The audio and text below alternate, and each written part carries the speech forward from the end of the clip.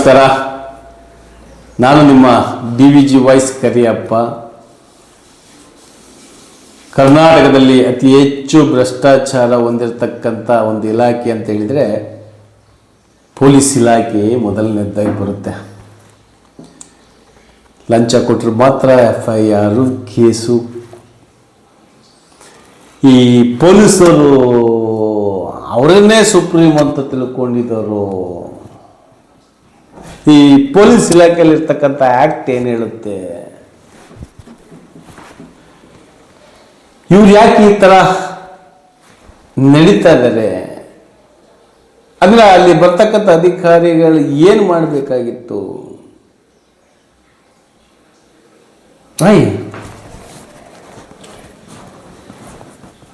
ಸರ್ಕಾರಿ ಅಧಿಕಾರಿಗಳು ಅಂತ ಹೇಳಿದ್ರೆ ಕಣ್ಣಿಗೆ ಕಾಣುವಂಥ ತಪ್ಪುಗಳನ್ನು ಸರಿ ಮಾಡುವಂಥ ಅಧಿಕಾರಿಗಳು. ಸರ್ಕಾರಿ ಅಧಿಕಾರಿಗಳಿಗೆ ನನ್ನ ಪ್ರಶ್ನೆ, ಜನಸಾಮಾನ್ಯರು ನಿಮ್ಗೆ ಉತ್ತರ ಕೊಡ್ತಾರೆ. ಸರ್ಕಾರಿ ಅಧಿಕಾರಿಗಳಿಗೆ ನನ್ನ ಪ್ರಶ್ನೆ, ನಾನೇ ನಿಮಗೆ ಪ್ರಶ್ನೆ ಆಗ್ಬಿಟ್ಟಿದ್ದೀನಿ. ಇನ್ನು ನನ್ನ ಪ್ರಶ್ನೆಗಳು ನಿಮಗೆ ಯಾವ ರೀತಿ ಆಗ್ತವೋ ನನಗೆ ಗೊತ್ತಿಲ್ಲ. ಅಧಿಕಾರಿಗಳಿಂದ ಅಧಿಕಾರಿಗಳಿಗೋಸ್ಕರ ಅಧಿಕಾರ ಉಳಿಸ್ಕೊಳ್ಳೋದಕ್ಕೆ ಇನ್ನೊಬ್ಬ ಅಧಿಕಾರಿಯನ್ನು ಇಟ್ಕೊಂಡು ನೋಡಿ, ನಾನು ಬಹಳ ಸ್ಪಷ್ಟವಾಗಿ ಹೇಳ್ತಾ ಇದ್ದೀನಿ, ಅಧಿಕಾರಿಗಳು ಎಲ್ಲಿದ್ದರೂ ಅಧಿಕಾರಿಗಳೇ. ರಾಜಕಾರಣಿ 5 ವರ್ಷ, ಅದರೊಳಗೆ ಮತ್ತೀಗ ಆಯ್ತಲ್ಲ, ಹಂಗಾಗುತ್ತೆ.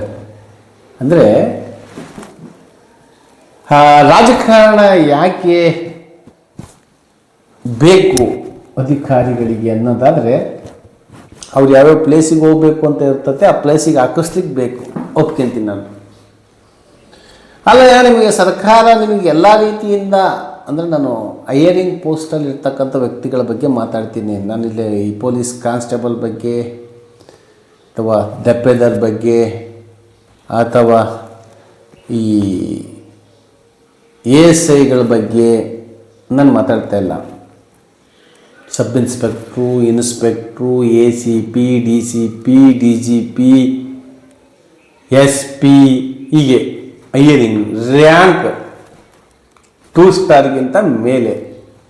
2 ಸ್ಟಾರ್ ಅಂದರೆ ಸರ್ವಿಸ್ ಮೇಲೆ ಆದವ್ರಿಗೇನಿಲ್ಲ, ಡೈರೆಕ್ಟಾಗಿ ಏನು ಬಂದಿರ್ತಾರಲ್ಲ ಅವರಿಗೆ. ಇನ್ನು ಸರ್ವಿಸ್ ಪಾಪ ಇಲ್ಲಿ ಸರ್ವಿಸ್ ಹೊಡೆದು ಸ್ಟಾರ್ ಹಾಕೊಂಡಿರೋರು ಬೇರೆ ಇರ್ತಾರೆ. ಪಾಪ ಅವರು PC ಬಂದಿರ್ತಾರೆ ನೋಡಿ, ಅವ್ರ ವ್ಯಾಲ್ಯೂವೇ ಬೇರೆ. SP ಅವ್ರಿಗಿಂತ ಜಾಸ್ತಿ ಅವರಿಗೆ ಮೈಂಡ್ ಇರುತ್ತೆ, SP ಅವ್ರಿಗಿಂತಲೂ. ಅದಕ್ಕೆ ಹೇಳೋದು, ಓದಿ ತಿಳ್ಕೊಳ್ಳೋ ಅನುಭವನೇ ಬೇರೆ, ಪ್ರಾಕ್ಟಿಕಲಾಗಿ ಕೆಲಸ ಮಾಡಿ ಅದನ್ನು ಕಾರ್ಯರೂಪಕ್ಕೆ ತರ್ತಕ್ಕಂಥ ಗೈಡ್ಲೈನ್ಸೇ ಬೇರೆ ಆಗತ್ತಾ. SP ಅವ್ರ ಬಗ್ಗೆ ನಾನು ಇದನ್ನು ಮಾಡ್ತಾಯಿಲ್ಲ, ಅವ್ರು ಓದಿ SP ಆಗಿದ್ದಾರೆ, ಇವ್ರು ಕೆಲಸ ಮಾಡಿ ಪ್ರಮೋಷನ್ನಲ್ಲಿ SP ಆಗಿದ್ದಾರೆ. ಒಬ್ಬ PC 2 ಸ್ಟಾರ್ ಬರೋವರೆಗೂ ಡ್ಯೂಟಿ ಮಾಡಿದ್ದಾರೆ ಅಂತ ಹೇಳಿದರೆ SPಗಿಂತಲೂ ಜಾಸ್ತಿ ಅವ್ರು ತಿಳ್ಕೊಂಡಿದ್ದಾರೆ ಅಂತ ಅದರ ಅರ್ಥ. ಅಷ್ಟು ಅನುಭವ ಇರುತ್ತೆ ಅಂತ ಅದರ ಅರ್ಥ. ಈಗ ನೇರವಾಗಿ ಮತ್ತೆ ನಾನು ಈ ಟ್ರಾನ್ಸ್ಫರ್ ವಿಚಾರಕ್ಕೆ ಯಾಕೆ ಬರ್ತೀನಿ ಅಂತ ಹೇಳಿದರೆ, ಅಧಿಕಾರಿಗಳಿಗೆ 2 ವರ್ಷ ಒಂದು ಪ್ಲೇಸ್ಮೆಂಟ್ ಅಂತ ಇರುತ್ತೆ. ಅಧಿಕಾರಿಗಳಿಗೆ 2 ವರ್ಷ ಒಂದು ಪ್ಲೇಸ್ಮೆಂಟು. 5 ವರ್ಷ ಮಾಡ್ಕೊಂಬಿಟ್ರೆ ಭಾರಿ ಬೆಟ್ರಿ ಪಟ್ಟಿಂದ. ಯಾಕೆ ಅಂತ ಹೇಳಿದರೆ ಅದರಲ್ಲಾದ್ರೂ ಭ್ರಷ್ಟಾಚಾರ ನಿಲ್ಲಿಸ್ಬೋದಲ್ಲ ಅಂತ ಅಷ್ಟೇ, ಇನ್ನೇನಿಲ್ಲ. ಭ್ರಷ್ಟಾಚಾರ ಅಟ್ಲೀಸ್ಟು ಅದರಲ್ಲಾದರೂ ನಿಲ್ಲಿಸ್ಬೋದು. ಒಂದೊಂದು ಟ್ರಾನ್ಸ್ಫರಿಗೆ ಕೋಟಿಗಟ್ಟಲೆ ಕೊಟ್ಬಿಟ್ಟು ಒಂದೊಂದು ಪೋಸ್ಟಿಂಗ್ ಬರ್ತಾರೆ. ಒಂದು ಜಿಲ್ಲೆಯ ಅಧಿಕಾರವನ್ನು ಒಬ್ಬ MLA ತಿಳ್ಕೊಳಕ್ಕಾಗುತ್ತಾ? ಒಂದು ತಾಲೂಕಿನ ಅಧಿಕಾರವನ್ನು MLA ತಿಳ್ಕೊಬೋದು, ಒಂದು ಜಿಲ್ಲೆ ಅಧಿಕಾರವನ್ನು ಯಾರು ತಿಳ್ಕೊಂಡಿರ್ತಾರೆ? ಪೊಲೀಸ್ ಇಲಾಖೆಯಲ್ಲಿ SP ಅವ್ರು ತಿಳ್ಕೊಂಡಿರ್ತಾರೆ. ಇಲಾಖೆ ತಗೊಂಡ್ರೆ DC ಅವರು ಇಲಾಖಾವಾರು. ಬೇಡ, ಪೊಲೀಸ್ ಇಲಾಖೆಯವ್ರ ಬಗ್ಗೆ ಮಾತಾಡಿದಾಗ SP ಅವ್ರು ತೊಗೊತೀನಿ. ಆ SP ಅವ್ರಿಗೆ ಬರ್ತಕ್ಕಂಥ ಸ್ಟೇಷನ್ ಲಿಮಿಟ್ಸ್ ಎಷ್ಟಿದೆ, ಪೊಲೀಸ್ನವ್ರು ಎಷ್ಟಿದ್ದಾರೆ, ಎಲ್ಲೆಲ್ಲಿ ಎಷ್ಟೆಷ್ಟು ವೆಹಿಕಲ್ ಇದ್ದಾವೆ, ಎಲ್ಲೆಲ್ಲಿ ಯಾರ್ಯಾರಿಗೆ ಏನೇನು ಕೆಲಸ ಕೊಡಬೇಕು, ಅವೆಲ್ಲ ಅವ್ರಿಗೆ ಗೊತ್ತಿರುತ್ತಾ? ಅದಕ್ಕೆ ಹೇಳೋದು ನಾನು, ಯಾವಾಗಲೂ ಒಂದೊಂದು ಸ್ಟೇಷನ್ನಲ್ಲಿ ಒಬ್ಬೊಬ್ರು ಎಸ್ ಪಿ ಕಾನ್ಸ್ಟೇಬಲ್ ಅಂತ ಇರ್ತಾರೆ. ಅವರಿಗೆ ಗೊತ್ತಿರ್ತಕ್ಕಂಥ ವಿಚಾರಗಳು S P constable at present in Davanagere district, ಅವರಿಗೆ ಪ್ರತಿಯೊಂದು ವಿಚಾರನೂ ಗೊತ್ತಿರುತ್ತೆ, ಪ್ರತಿಯೊಂದು ಗೊತ್ತಿರುತ್ತೆ. ಪೊಲೀಸ್ ಇಲಾಖೆ ಅದು 5 ವರ್ಷ 10 ವರ್ಷದ್ದಲ್ಲ ಸ್ವಾಮಿ, ಬ್ರಿಟಿಷರು ಬಿಟ್ಟೋಗಿರ್ತಕ್ಕಂಥ ಒಂದು ಸಂಸ್ಥೆ ಅದು, ಬ್ರಿಟಿಷರು ಬಿಟ್ಟೋಗಿರ್ತಕ್ಕಂಥದ್ದು. ಇನ್ನು ನೋಡಿ, ಅದು ಯೂನಿಫಾರ್ಮ್ ಚೇಂಜ್ ಆಗಿಲ್ಲ, ಕಾಕಿ ಚಡ್ಡಿ ಹಾಕಂತಿದ್ರು ಮೊದಲು. ಈ ಪ್ಯಾಂಟ್ ಕೊಡಿಸಿದ್ದಾರೆ ನಮ್ಮ ವಾಟಾಳ್ ನಾಗರಾಜ್ ಅವರು, ಹಿರಿಯ ಹೋರಾಟಗಾರರು, ಕರ್ನಾಟಕದ ಮೇಲೆ ಅಪಾರ ಪ್ರೀತಿ ಇಟ್ಕೊಂಡಿರ್ತಕ್ಕಂಥವ್ರು, ನಮ್ಮ ನೆಚ್ಚಿನ ಗುರುಗಳು ಅಂತ ಹೇಳಿದ್ರು ತಪ್ಪಾಗಲಾರ್ದು. ಹೋರಾಟ ಮಾಡಿದ್ರೆ ಆ ಥರ ಮಾಡಬೇಕು, ಡೆಫಿನೆಂಟ್ ಹೋರಾಟ. ಹೇಳ್ತಾರೆ ಚಡ್ಡಿ ಹಾಕ್ಕೊಂತಿದ್ದೀನಿ ನಾನು ಪ್ಯಾಂಟ್ ಕೊಡಿಸಿದ್ದೆ ಅಂತ. ಯಾಕೆ ಅಂತ ಹೇಳಿದ್ರೆ ಅವ್ರು ಹೇಳ್ತಾ ಇರ್ತಾರೆ ಒಂದೊಂದ್ಸಲ, ನನ್ನ ತಂದೆ ತಾಯಿಗಳಿಗಿಂತ ಜಾಸ್ತಿ ಜೋಕಾಲಿ ಆಡಿಸಿರ್ತಕ್ಕಂಥ ಏಕೈಕ ಇಲಾಖೆ ಯಾವುದಾದ್ರೂ ಇದ್ದರೆ ಅದು ಪೊಲೀಸ್ ಇಲಾಖೆ ಅಂತ ಹೇಳ್ತಾರೆ ವಾಟಾಳ್ ನಾಗರಾಜ್ ಅವರು. ಅವ್ರದ್ದು ಇತಿಹಾಸ ದೊಡ್ಡದಿದೆ ಬಿಡಿ ಹೋರಾಟದಲ್ಲಿ. ಇವತ್ತಿಗೂ full strong man, iron strong ಏನೋ ಅಂತಾರಲ್ಲ, ಸ್ಟ್ರಾಂಗ್. ಈ ಎಸ್ ಪಿ ಕಾನ್ಸ್ಟೇಬಲಿಗೆ ಎಲ್ಲ ಗೊತ್ತಿರುತ್ತೆ. ಒಂದು ಜಿಲ್ಲೆಯಲ್ಲಿ ಒಬ್ಬ ಎಸ್ ಪಿ ಬರ್ತಿದ್ದಾರೆ ಅಂತಂದ್ರೆ ಅವನ್ನೆಲ್ಲ ತಿಳ್ಕೊಂಡೇ ಬರ್ತಾರೆ. ಇದು ಯಾಕೆ ಹೇಳ್ತಾ ಇದ್ದೀನಿ ಅಂತ ಹೇಳಿದರೆ, ಅಲ್ಲಿ ಕಳ್ತನ ಆಯಿತು, ಇಲ್ಲಿ ಹೊಡೆದಾಟ ಆಯಿತು, ಇಲ್ಲಿ ಆಸ್ತಿಗೋಸ್ಕರ ಕೊಲೆ,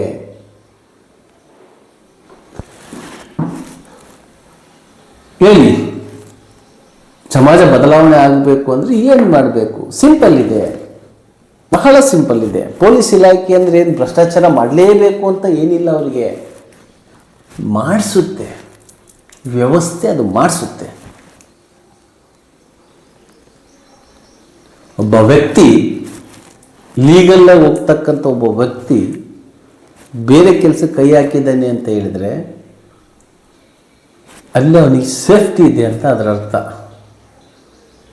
ಈ ಪೊಲೀಸ್ ಇಲಾಖೆಯಲ್ಲಿ ಯಾರೋ ಇದ್ದಾರೆ ಬಿಡಿ ಭ್ರಷ್ಟರು, ಹಾಗಂತ ಅಷ್ಟು ಭ್ರಷ್ಟರಲ್ಲ. ಎಲ್ಲ ಸ್ಟೇಷನ್ಗಿರ್ತಕ್ಕಂಥ ಎಸ್ ಪಿ ಕಾನ್ಸ್ಟೇಬಲ್ ಪ್ರಾಮಾಣಿಕವಾಗಿ ಅಲ್ಲಿರ್ತಕ್ಕಂಥ ಇನ್ಸ್ಪೆಕ್ಟರ್ಗೆ ವಿಚಾರಗಳು ಮುಟ್ಸಲ್ಲ. ಅಂಥದ್ದು ಎಸ್ ಪಿ ಲೆವೆಲ್ವರೆಗೂ ಬರುತ್ತಾ? ಕೆಲವೊಂದು ಬಂದಾಗ ಈ ಸಸ್ಪೆಂಡು ಡಿಸ್ಮಿಸ್ಸು ಆಗ್ತಾವೆ, ಅಲ್ಲಿವರೆಗೂ ಏನೂ ಸಮಸ್ಯೆ ಇಲ್ಲ. ಸ್ಟೇಷನಿಗೆ ಮಾಮೂಲಿ ಕೊಟ್ಟು ಮಾಡಿದೋಡಿ ಅಂತ ಪರಿಸ್ಥಿತಿ ಬಂದಿದೆ. ಸ್ಟೇಷನಿಗೆ ಮಾಮೂಲಿ ಕೊಡ್ತಾರೆ ಹಳ್ಳಿಗಳಲ್ಲಿ. ನೋಡಿರುತ್ತಾರೆ, ನಾವು ಸುಮ್ಮನೆ ಇರಬೇಕು, ಇಲ್ಲ ನಾವು ಇಷ್ಟು ಅಂತಂದು ಅವ್ರದ್ದು ಮಾತಾಡ್ಕೊಂಡು ಇಸ್ಕೋಬೇಕು. ಸ್ಟೇಷನ್ ಒಳಗೆ ಗಾಡಿ ಹಾಕಿದ್ರು ಸಮೇತ FIR ಆಗಲ್ಲ, ಇಂಟಿಮೇಷನ್ ತಿಳಿದ್ರೂ ತಲೆ ಕೆಡಿಸ್ಕೊಡಲ್ಲ. ಮತ್ತು ಅವ್ರಿಗೆಲ್ಲ ಗಾಡ್ ಫಾದರ್ ಯಾರು ಇರ್ತಾರೆ? ಯಾರಾದರೂ ಇರಲೇಬೇಕಲ್ಲ. ಈಗ ನಾನು ಮಾತಾಡ್ತೀನಿ, ನಾನೆಲ್ಲ ತಿಳಿಸ್ತೀನಿ, ನನ್ನ ಮೇಲೆ ಕೇಸ್ ಮಾಡ್ತಾರೆ, ನನ್ನಿಂದ ಇರ್ತಕ್ಕಂಥ ಪ್ರಾಮಾಣಿಕರು ಇದ್ದಾರೆ ಅಂತ ತಾನೇ ನಾನು ಮಾತಾಡೋದು. 5 ಅಲ್ಲ 500 ಕೇಸ್ ಆದ್ರೂ ನಾನು ತಲೆ ಕೆಡಿಸೋಂಗಿಲ್ಲ. ನನ್ನ ಹಿಂದೆ ಜನ ಇದ್ದಾರೆ, ಪ್ರತಿ ಹಳ್ಳಿಯಲ್ಲೂ ಸಹ ಬಂದು ನನಗೆ ಸಪೋರ್ಟಿಂಗ್ ನಿಂತ್ಕೊಳ್ತಾರೆ. ಪ್ರತಿ ಹಳ್ಳಿಯಿಂದ ಬರೀ ರೈತರು ಬರ್ತಾರೆ, ನನಗೆ ಸಾಕು. ನಾನು ಯಾವುದೋ ತುಕಾಲಿಗಳನ್ನ ನಂಬ್ಕೊಂಡು ಜೀವನ ಮಾಡ್ತಾ ಇಲ್ಲ. ಇಷ್ಟು ವರ್ಷದ ನನ್ನ ಜೀವನ ನನಗೆ ಗೊತ್ತಿದೆ ಯಾವ ರೀತಿ ಕಳೆದಿದ್ದೀನಿ ಅಂತ. ಯಾರೋ ಒಬ್ಬನ ಅಕ್ಕಿ ತಂದಾಗ್ತಾನೆ, ಯಾರೋ ಒಬ್ಬನ ಜೋಳ ತಂದಾಗ್ತಾನೆ, ಯಾರೋ ಒಬ್ಬ ರಾಗಿ ತಂದಾಗ್ತಾನೆ, ಯಾರೋ ಒಬ್ರು ಈ ಥರ ನಾನು ಜೀವನ ಮಾಡ್ಕೊಂಬಂದಿರೋದು. ಯಾವೊಂದು ತಲೆ ಮೇಲೆ ಕೈ ಹೊಡೆದ್ಬಿಟ್ಟು ಅಧಿಕಾರಿಗಳ ಹತ್ರ ಸೆಟ್ಟಿಂಗ್ ಮಾಡ್ಕೊಂಡ್ಬಿಟ್ಟು ಜೀವನ ಮಾಡಿಲ್ಲ. ಹಾಗಾಗಿ ಡೈರಿಂಗಲ್ಲಿ ನಾನು ಮಾತಾಡ್ತೀನಿ.